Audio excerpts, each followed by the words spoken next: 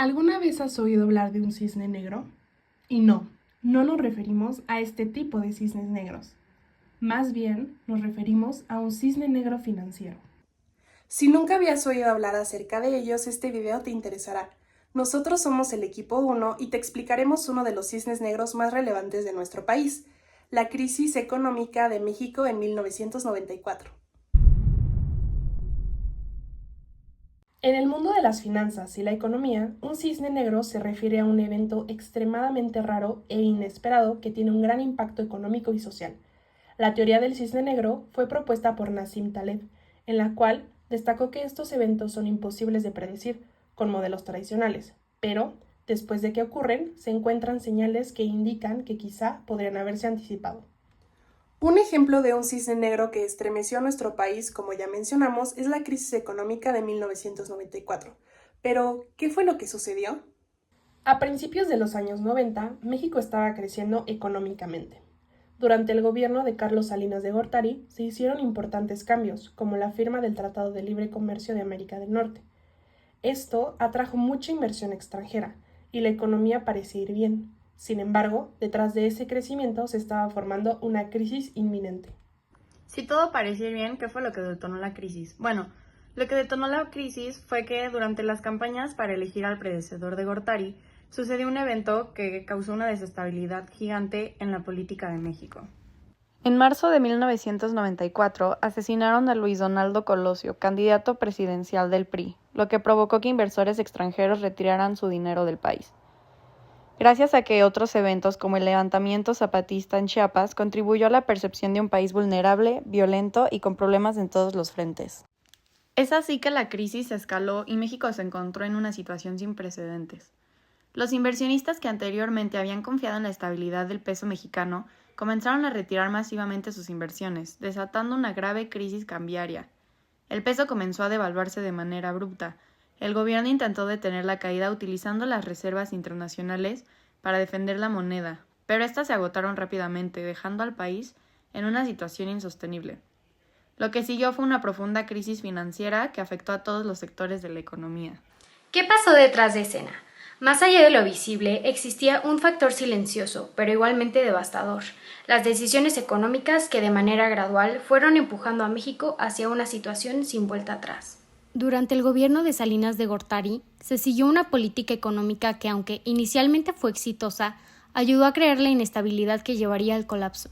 Una de las medidas principales fue el tipo de cambio fijo, que mantenía el peso más fuerte frente al dólar de lo que realmente debía estar. Esto hizo que los inversionistas extranjeros tuvieran confianza y trajeran dinero al país, pero también escondía una debilidad. La economía mexicana dependía del dinero que venía del extranjero para cubrir su déficit. Además, el gobierno emitió una deuda a corto plazo en dólares, conocida como tesobonos. Esta deuda se vendía a inversionistas extranjeros, quienes esperaban retornos rápidos y seguros. Sin embargo, depender tanto de este capital externo hizo a México muy vulnerable a cualquier pérdida de confianza en el mercado. En diciembre de 1994, el periodo presidencial de Carlos Salinas de Gortari llegó a su fin, y Ernesto Zedillo asumió el cargo en medio de una atmósfera de incertidumbre en el país. Luego llegó el temido error de diciembre. A finales de 1994, el nuevo gobierno tomó la controvertida decisión de devaluar el peso sin una estrategia clara para manejar las consecuencias. Lo que comenzó como un intento por ajustar la economía de manera controlada, desató un pánico financiero. Los inversionistas extranjeros interpretaron la devaluación como una señal de que la situación económica era más grave de lo que se pensaba. Comenzaron a retirar masivamente sus fondos, lo que agotó rápidamente las reservas internacionales. ¿Por qué fue tan desastrosa esta decisión?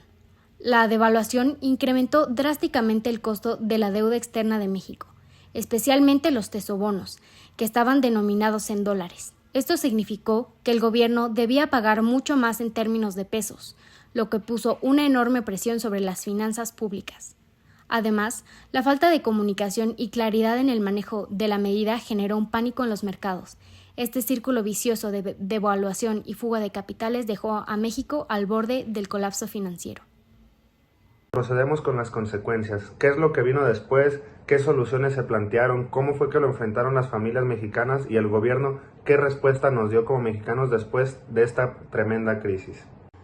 Un suceso que, aunque ya tiene 3 décadas, aún resuena en la memoria colectiva del país.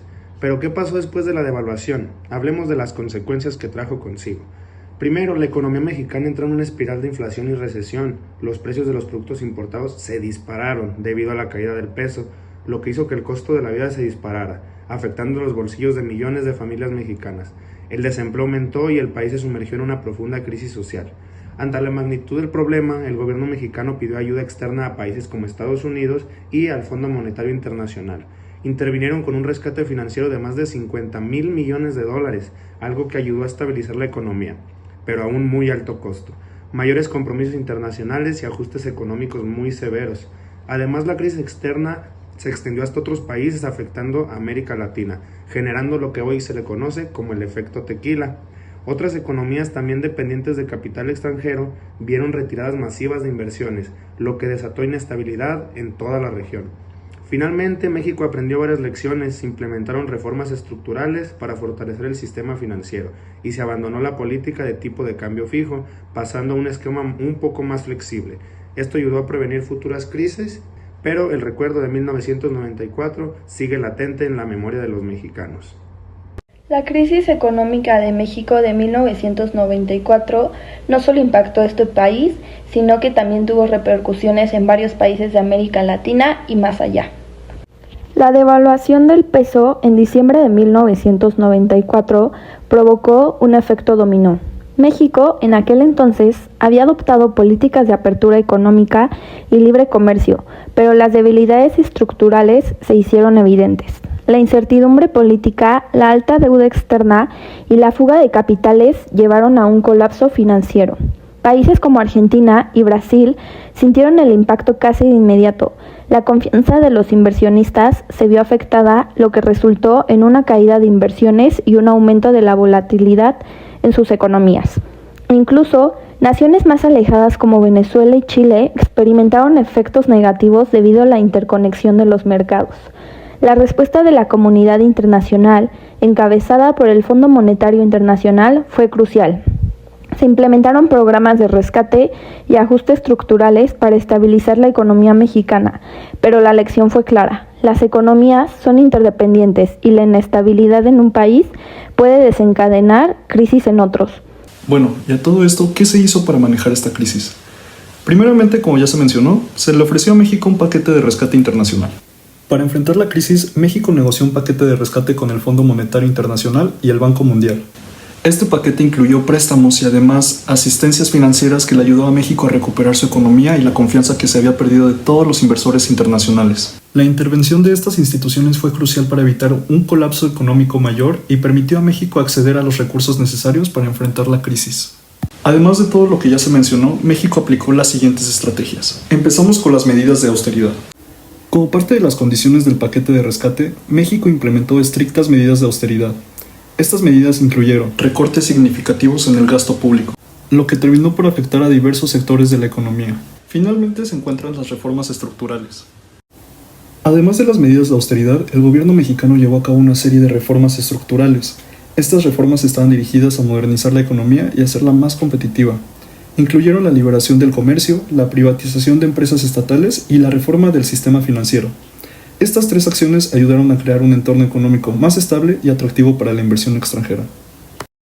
Ahora hablemos de la situación actual.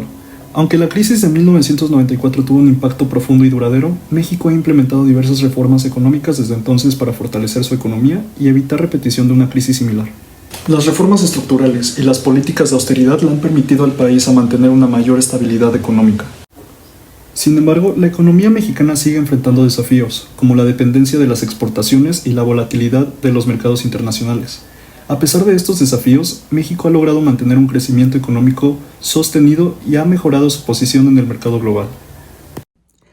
Es evidente que en 1994 México atravesó una de sus peores crisis económicas. Desafortunadamente, eventos de este tipo siguen ocurriendo, afectando no solo a nuestro país, sino a la economía global.